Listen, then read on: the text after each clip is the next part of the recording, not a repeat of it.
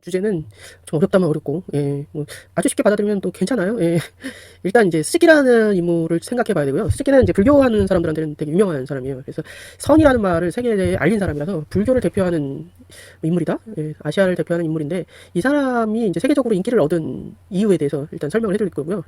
그래서 이 아시아가 직접적으로 이제 불교를 이야기하는 시대에 대한 이야기예요. 그래서 전반부 우리 수업에서는 이제 서구 지식인들이 이제 동양에 대해서, 그리고 불교에 대해서 학문화하는 과정에 대해서 배웠다면, 이제 후반부의 뒷부분은 이제 동양이 스스로를 말하는 시기가 도래해요. 그래서 이제 식민지배도 끝났고 제국주의가 끝나고 새로운 시대가 열리잖아요. 새로운 시대가 열려서 이제 동양인들이 스스로 불교에 대해서 이야기할 수 있는 시대가 열려요. 근데 그 시대에 아무런 준비가 없던 동양이 그걸 어떻게 받아들이고 그리고 어떻게 수용했는가, 이 부분을 잘 이제 캐치하시면 될 것 같고요.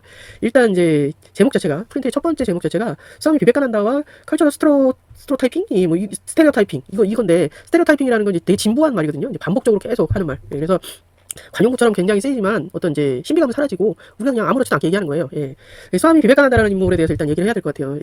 일단 스즈키라는 인물이 선불교에서 굉장히 중요한 인물이다. 근데 우리 한국 불교가 이제 선불교잖아요. 가나선 불교란 말이에요. 근데 이 선불교를 대표하는 스즈키라는 인물이 선이라는 것을 서구에 알렸다. 그건데 그거보다 앞서서 더 인기 있는 인물이 하나 있었어요. 그 인물이 스와미 비베카난다예요. 그래서 스와미 비베카난다는 인도에 대한 그 서구 사람들의 어떤 편견, 오리엔탈리즘적 편견을 제작한 사람이기도 하고, 그 힌두교가 미국에서 굉장히 인기를 얻었는데 그 배경이 되는 주요한 인물이에요. 그래서 일단 스와미 비베카난다하고 스즈키를 이제 같이 얘기한 다음에 스즈키에 대해서 본격적으로 들어가겠어요. 그래서 폴 제이 윌이라는 사람이 그 오리엔탈리즘에 관한 이제 아시아에 관한 글을 썼는데, 여기에서 이 두 사람을 언급해요. 그래서 스와미 비베카난다의 일단 제목이 붙어요. 비중이 더 크니까. 그래서 이 힌두교와 인도를 알린 스와미 비베카난다라는 인물이 있다. 그 사람의 그 어떤 우리가 알고 있는 힌두교에 대한 관용구, 힌두교에 대한 전형적 언술, 그거에 대해서 사람들이 받아들이고 그 받아들인 여파가 현재까지도 이어지고 있다. 이 얘기를 하고 싶어 하는 거거든요. 그래서 일단 내용을 좀 잠깐 볼게요. 영어가 있고 이제 우리말이 있는데 영어는 참고해서 보시면 될 것 같아요. 자, 동양과 서양이 만난 역사를 보았을 때 각각의 문화를 대표하는 그 문화에 대해서 이야기하고 있는 사람이 비중이 굉장히 크다. 거기에 의존하고 있다. 이 얘기예요. 그래서 여기서 보면 이야기하고 있는 사람 있잖아요. 이 사람을 뭐라고 하냐면 스포큰 퍼슨이라고 말해요. 그래서 이 인물이 굉장히 중요하다. 누가 말했느냐가 중요한 거 아니겠어요? 그리고 그 사람이 이제 진짜 이 사상을 대표할 만한 사람이야? 라고 했을 때, 그 대표할 만한 사람을 찾는 건 상당히 어렵죠. 모두가 인정하는 사람을 찾는 건 더 어려운 거 아니겠어요? 뭐 선출을 하고 추천을 받고 뭐 이러지만, 이 시대에는 이제 그런 개념이 없는 시대라고 보시면 돼요. 누가 이야기했는가가 중요하다. 이 얘기를 하는 배경에 대해서 일단 소개를 하겠어요. 일단 이 이야기의 배경은 1893년 미국 시카고 세계 종교회의를 배경으로 해요.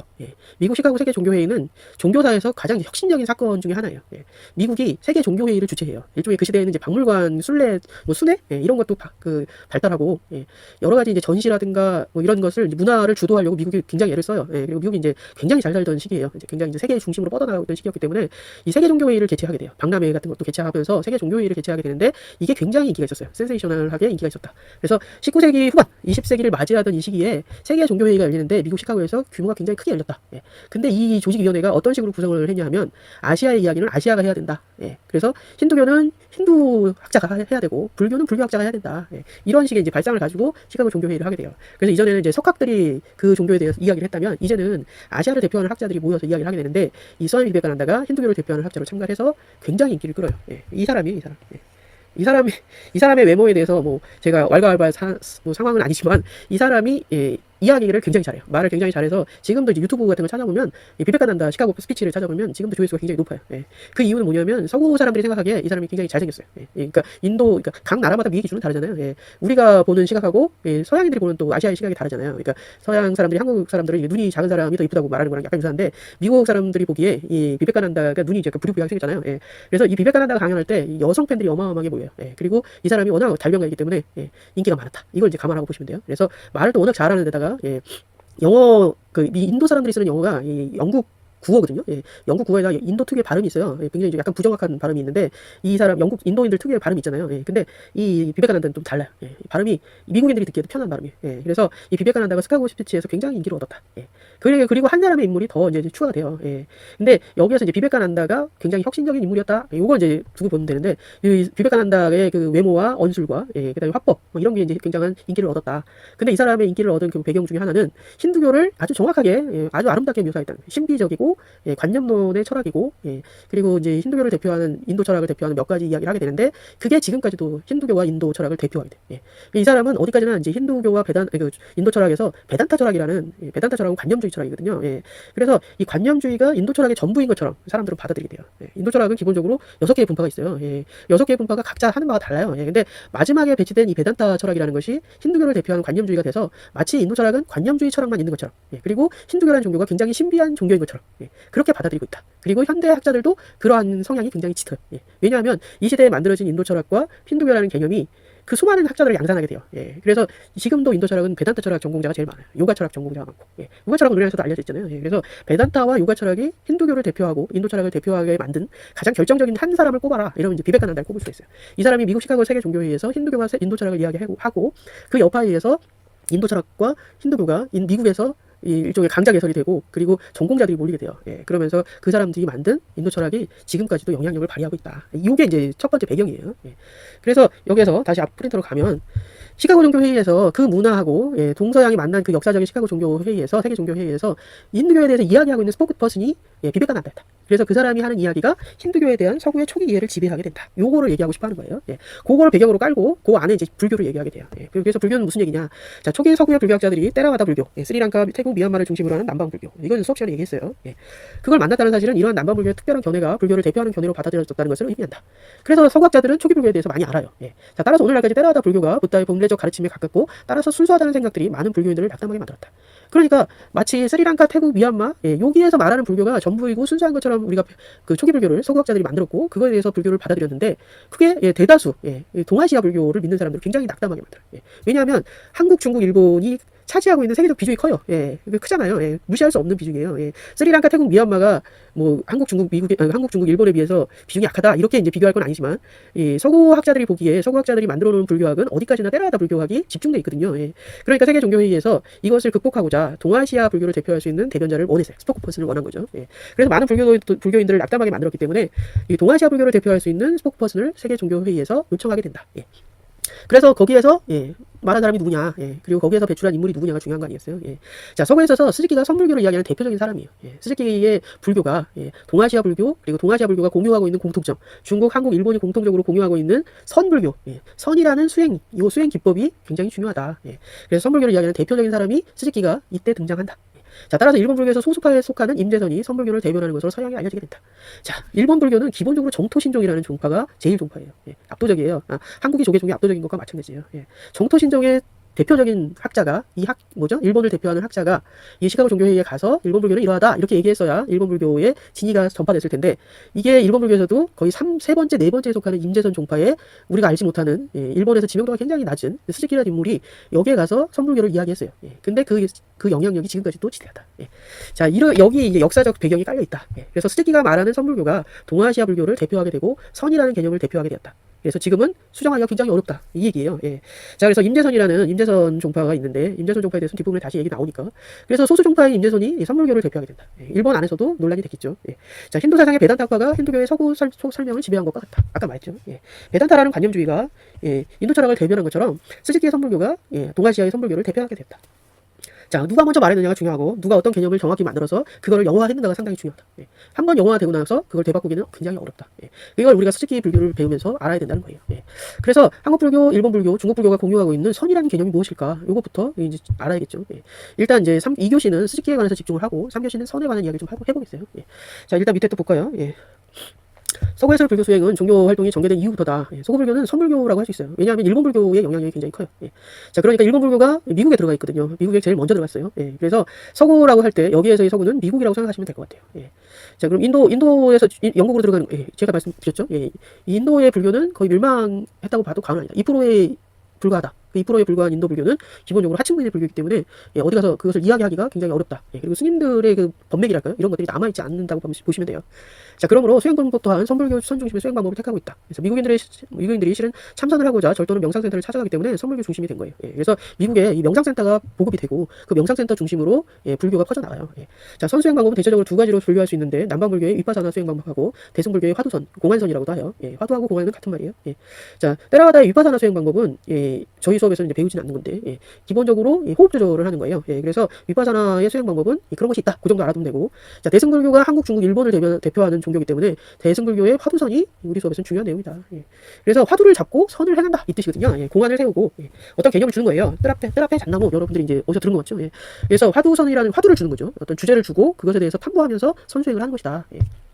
그래서 위파사나하고 화두선을 이제 비교할 때, 예, 위파사나는 굉장히 이제 느린 거북이고, 예, 화두선은 굉장히 빠른 토끼라고 불려요. 예, 그래서 좀 약간 극단적인 수행 방식으로 꼽혀요. 위파사나는 천천히 하는 거예요. 예, 평생 해도 상관없어요. 근데 화두선이라는 것은 화두를 자꾸 풀어나가는 거잖아요. 예, 그래서 문제에 집중해서 끝까지 자기를 밀어붙이는 거라서 절벽 위의 수행 방식이라고도 불려요. 예, 하지만 이제 한국, 중국, 일본 사람들이 갖고 있는 어떤 성질, 예, 성미 이런 거랑 상당히 이제 부합하죠. 예, 풀어나가야 될 거 아니에요. 예. 자, 일본 개선은 미국 진출의 역사가 가장 길어요. 예, 여러분이 여기서 생각할 거는, 예, 미국의 이민자들 세대를 생각하시면 돼요. 자, 우리나라 사람들이 이제 여러분이 생각할 때 한 50년대, 60년대쯤에 이민 가방 들고 미국으로 이민을 갔어요. 예. 근데 그때 갔을 때 이미 자리를 잡고 있던 사람들이 누구냐면 일본 사람들이에요. 예. 그래서 그 일본 사람들이 미국 사회에 뿌리를 깊게 자리 잡고 있었고, 우리나라 사람들이 들어가서 일본 사람들의 슈퍼마켓을 이제 빼앗게 되죠. 예. 그리고 나서 한 50년 후에 중국인들이 들어오게 돼요. 예. 그리고 우리나라 사람들의 슈퍼마켓이 중국인 손에 넘어가죠. 예. 그렇게 이민 세대가 일본이 먼저 들어가고 한국이 들어가고 중국이 마지막으로 들어간단 말이에요. 예. 그래서 미국 진출 연대기가 이렇게 순서가 있어요. 예. 그래서 일본 개선이 미국 진출의 역사가 가장 길어요. 예. 그리고 일본은 기본적으로 문화 전파력이 좀 있어요. 예. 우리나라는 들어가면 거기 가서 교회 다니는 문화고, 일본은 거기 가서 교회 다니지 않아요. 예. 자기 문화를 유지하죠. 예. 그래서 성향이 조금 달라요. 예. 그래서 아무튼 일본 개선이 미국 진출의 역사가 길다. 여기 그 문장을 이해하면 돼요. 그래서 임재종, 조동종, 삼보교단이라는, 예, 이게 두 가지가 합쳐진 거예요. 예. 정토신종은 안 들어갔어요. 정토신종은 기본적으로 일본 안에서, 예, 영향력이 굉장히 크기 때문에 굳이 여기 이제 전파하지 않아요. 예. 그래서 조동종과 임재종이 미국에 들어갔다. 예. 이 정도 알면 되겠어요. 조동종이 두 번째 종파라고 생각하면 될 것 같아요. 예. 자, 그래서 그 두 가지가 합쳐진 삼보교단이라는 신흥 종파도 같이 들어가게 된다. 예. 세 종파가 활동하고 있어요. 예. 이중 임재선은 무사도와 관련된 전통이라서 사무라이 선으라고 불려요. 예.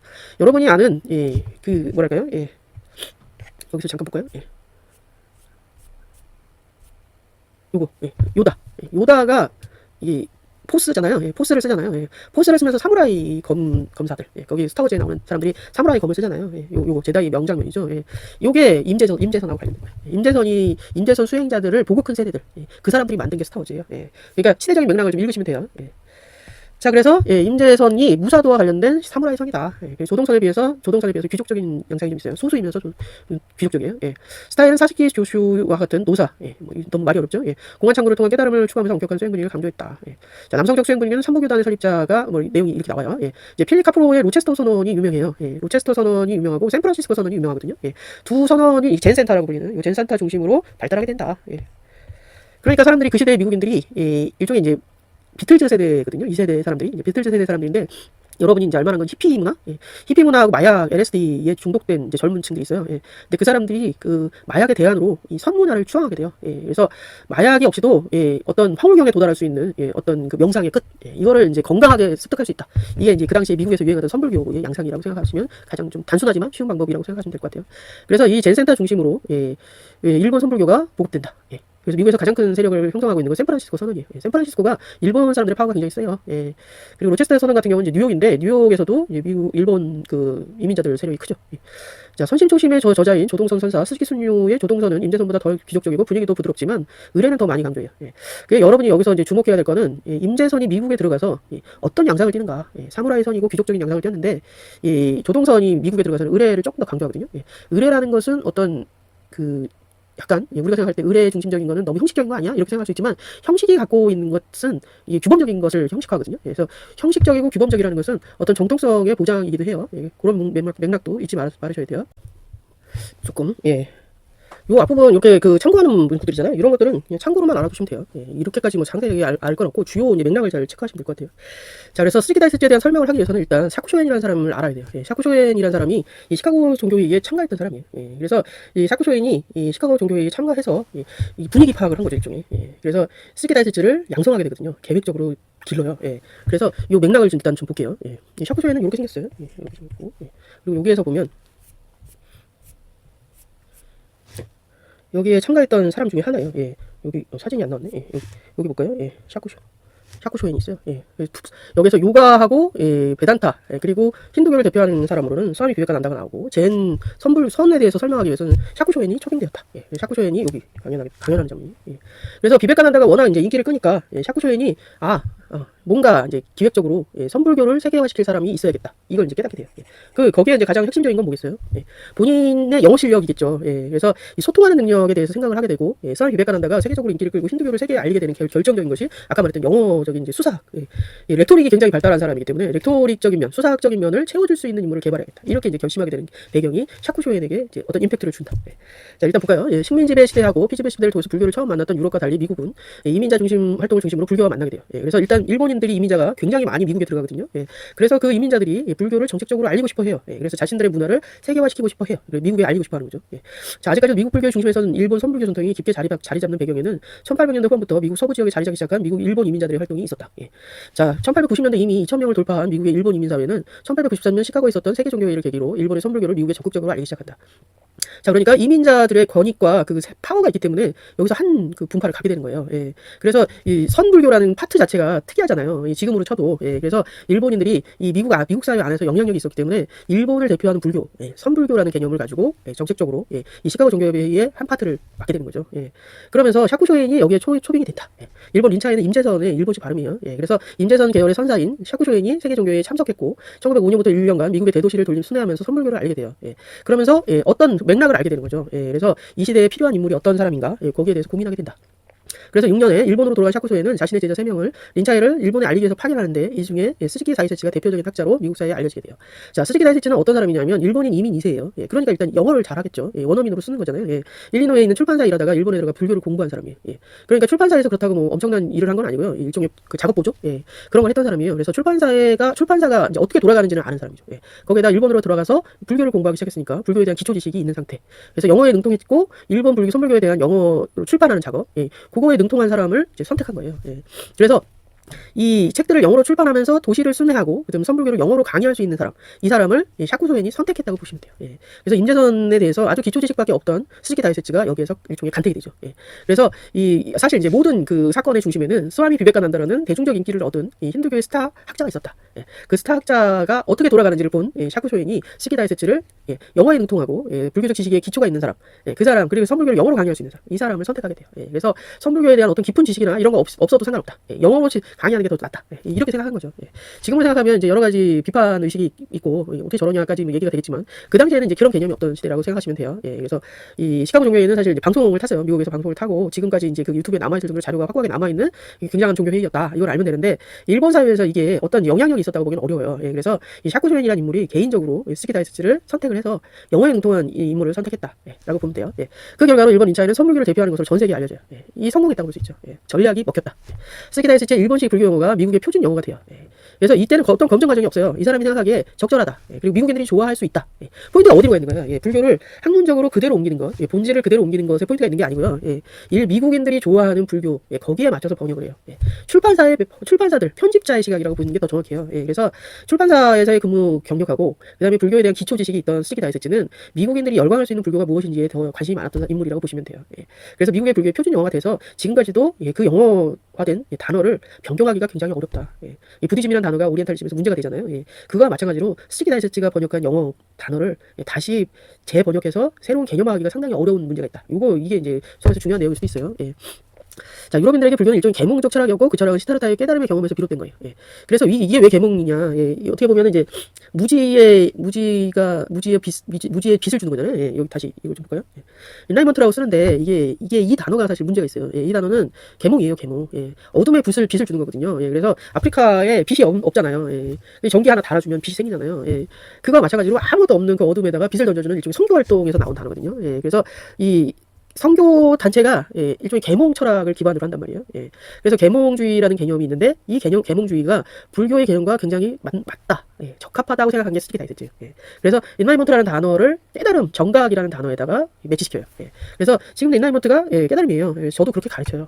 그래서 어쩔 수 없어요. 인라이먼트 그래서 사전에 어떻게 변형이 됐어요. 계몽에 대한 설명이 쭉 나오고 가로치고 불교에서는 이것을 깨달음이라 한다 이렇게 나와요. 그래서 이것은 사전이 바뀌는 거예요. 이 단어가 바뀔 수는 없어요. 꽤 오랫동안 그리고 이걸 배워왔던 사람들이 이미 세대를 거쳐서 완성된 단어잖아요. 그래서 이 단어가 이 사람에게는 중요한 단어가 되고 이 사람이 만든 단어예요. 그래서 이 사람이 수많은 그 불교 개념어를 다 영어로 번역을 했어요. 그래서 이 단어가 이 단어야? 우리가 이제 쉽게 매치시킬 때 이거 왜 이렇게 번역했을까? 스즈키 다이세치가 그 당시에 서구사회에 계몽주의가 한참 유행하던 시기였거든요. 예, 그래서 계몽주의라는 계몽 철학이 항상 그 뭐랄까 그 철학의 중심이 돼 있던 시기에 이게 뭐예요? 서구 지식인들이 생각하는 불교의 개념을 모르잖아요. 불교를 전혀 모르는 서구 지식인들한테 계몽의 개념이 있는 종교가 불교다. 이렇게 하면 어떻게 되겠어요? 서구 지식인들이 그래? 한번 읽어볼까? 이렇게 될 거 아니겠어요? 예, 그래서 이 계몽이라는 단어로 깨달음을 번역을 하게 돼요. 예, 그래서 이 단어에 대한 여러 가지 논란이 있다. 예, 자 그래서 이게 이 단어를 계몽주의에 관심이 많던 서구인들, 특히 이제 지식인들의 입맛에 맞춰서 인라이먼트라는 단어를 깨달음으로 번역했다. 예.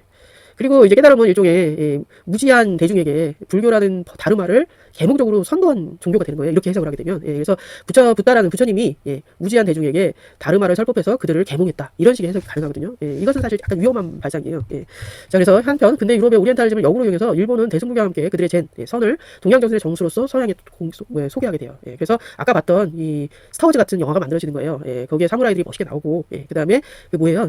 그 요다가 포스라는 그 힘 있잖아요. 정신력의 일종의 힘이죠. 수행자들만이 갖고 있는 거기서는 이제 그 주인공들이 갖고 있는 공유하고 있는 어떤 힘이잖아요. 파워잖아요.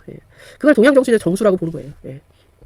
자, 그래서 이 여러 가지 이제 단어들이 있는데 그 단어들이 어떻게 이제 해석해야 하는가에 대한 여러 가지 논란이 있지만 일단 스키다이스가 이걸 영화했고 그것이 대유행이 돼서 일본 불교가 미국에서 굉장히 인기가 있었다. 그래서 선불교라는 것이 이제는 아시아 불교를 대표하는 가장 인기 있는 불교가 돼요.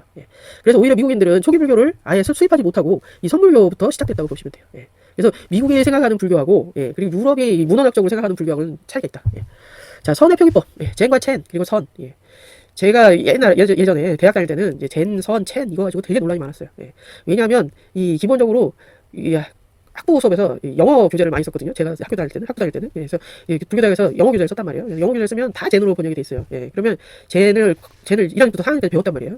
근데 젠이라고 쓰면 안 돼. 누군가 이제 그렇게 얘기하기 시작하는 거예요. 그러면 뭐야? 그럼 어떻게 해? 그러면 이제 우리나라는 선이라고 써야 돼. 이렇게 이제 누군가 얘기하기 시작할 그때거든요. 그럼 뭐야? 선이 젠이잖아. 이렇게 우리는 얘기하게 되는 거죠. 그러니까 이게 뭐 선이 젠이잖아. 이렇게 말하면 끝인 것 같지만 그렇지 않아요. 일단 볼까요? 젠이라고 하는 건 일본식이고 첸이라고 하는 건 중국식이에요. 그리고 우리나라는 선이라고 불러요. 자, 선은 중국의 첸이나 일본의 젠과 다른 독자적 성격이 있어요. 한국의 선과 중국의 선과 일본의 선은 다 달라요. 자, 그러니까 한국의 선을 젠어라고 표기하게 되면 선사, 선승, 참선 등도 젠지, 젠소, 산젠 등으로 일본식으로 표기하는 게 맞아요. 그리고 미국과 달리 젠이라는 용어가 일본어가 되지 않은 유럽이나 아프리카 처음 들어갈 때부터 구분해서 들어가는 게 맞아요. 다른 거잖아요. 그러니까 한국의 선은 역시 젠으로 불리게 될 거예요. 이게 문제가 돼요. 아직도 들어가지 않은 나라들이 많기 때문에. 자, 그러니까 한국 간화선을 설명할 때 간화선이라고 써야 되지 간화젠이라고 쓰면 아예 그냥 일본식으로 들어가는 거거든요. 자, 그래서 현재 이제 우리가 정부의 로마자 표기법에 중심을 둬서 가나선이라고 표기하고 있잖아요. 그래서 한국 불교만의 고유한 선 문화를 살리는 거잖아요. 한국의 수행 전통의 독특함을 살리는 거거든요. 그래서 뭐 한국 선이 젠이고 첸이고 뭐 이렇게 구분해서 쓰지 않는 것은 문제가 있다. 자, 결국 한국 선과 한국 가나선의 적절한 옹호 표기자가 선으로 이제 제한돼요. 그래서 지금은 아예 선으로 쓰죠. 그래서 저는 이제 그 중간 단계에 있었던 사람으로서 변화 단계를 경험했던 사람이잖아요. 그래서 그 변화 단계에서 첸과 젠 그리고 선의 차이점에 대해서 이제 생각해보던 세대라고 생각하시면 되고요. 여러분은 이제 아예 선으로 배우기 시작하는 세대라고 생각하면 될 것 같아요. 그래서 이 스즈키 다이세치가 선이라는 말, 선이라는 단어를 젠으로 번역해서 지금까지도 젠으로 쓰고 있다. 공용어로 쓰고 있는 거예요. 그래서 우리나라 사람들이 발표할 때 가나선에 대해서 막 얘기하게 되면 이제 그걸 듣는 해외 사람들이 뭐라고 하냐면 그러면 가나선의 선은 젠과 다른 거냐 이렇게 물어본다는 거죠. 이게 이제 표준어가 됐다는 거예요.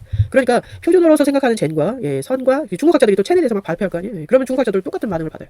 그럼 첸이 젠과 차이점이 뭐냐 여기서부터 시작하는 거예요. 그러니까 우리가 생각할 때 같은 표현이라도 다 다른 문화권의 이야기잖아요. 그러니까 다른 언어를 써야 된다는 거죠. 자, 스즈키가 신지학회 회원이 돼요. 그리고 과학적 종교의 열렬한 옹호자였던 폴 케러스의 초청으로 미국으로 가요. 스즈키가 신지학회 회원이 아니고요. 폴 케러스가 신지학회 회원이에요. 제가 문장을 잘못 끊었어요.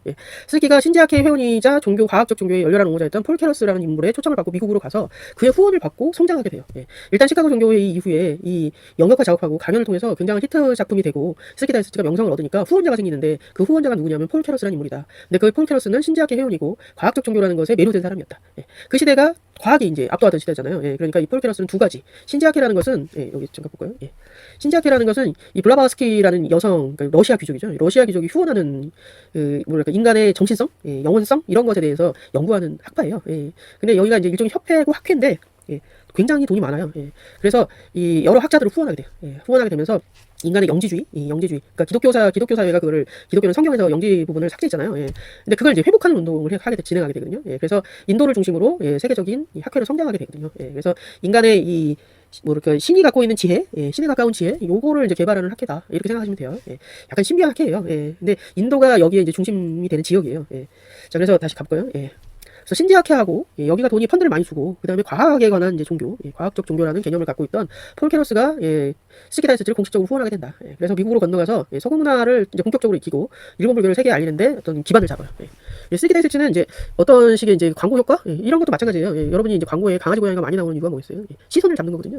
여기도 마찬가지예요. 스키다이스트도 이렇게 고양이와 함께 있는 지식인 이런 이미지를 많이 이제 부각시켜요. 서양인들이 좋아하는 거죠. 서양인들이 기본적으로 영화에서 사람은 죽어도 상관없어요. 고양이랑 강아지는 죽으면 안 돼. 그 영화는 실패해요. 이게 이제 우리도 그렇게 되고 있잖아요. 이게 어떤 이제 전략이에요. 광고 효과라고 생각하시면 돼요. 그래서 이 폴 케너스의 후원을 받아서 정착하게 된다. 근데 그 정착하는 과정에서 스키 다이세치가 이제 불교를 어떤 식으로 전파했느냐, 이게 이제 핵심적인 사항이에요. 스키는 당시 첨단 학문이었던 현상학과 윌리엄 제임스의 종교 연구에 힘입어서 그들의 용어로 선불교를 서양에 소개해요. 이게 이제 굉장히 문제가 있는 방식이라고도 할 수 있고, 그 당시에 유행하던 어떤 첨단 학문을 약간 이제 겉모양, 그걸 이렇게 싹 가져왔다고도 볼 수 있죠. 그러니까 어떻게 보면 그 카피라이터에 가깝다고도 볼 수 있어요.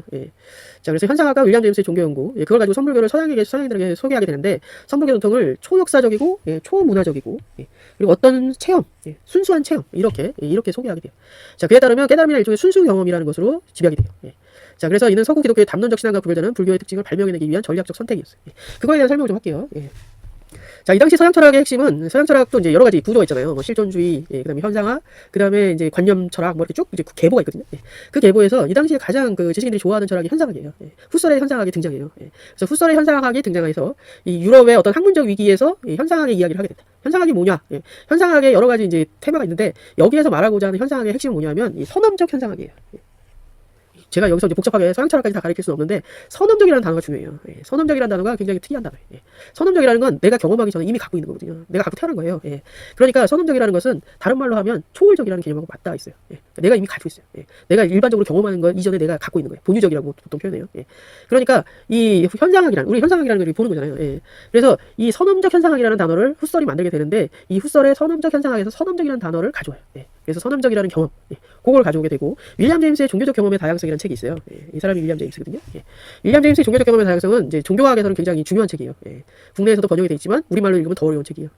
종교적인 경험에 다양한 게 있다. 종교적인 경험이라는 게 뭐겠어요? 뭐 신을 체험했다. 뭐 이런 것들부터 시작해서 종교적인 여러 가지 경험에 대한 이야기 아니겠어요? 그러니까 직접적 체험과 경험적 체험이 있다. 뭐 이런 걸 가지고 체험에 대해서 이야기하는 내용이거든요. 그래서 이 어떤 순수 경험에 대한 이야기가 나와요. 그러니까 이 과학의 시대에 과학으로 설명할 수 없는 초월적인 것들에 대한 설명을 이 시대에는 해야 되잖아요. 이 시대는 기본적으로 과학이 득세하던 시대예요.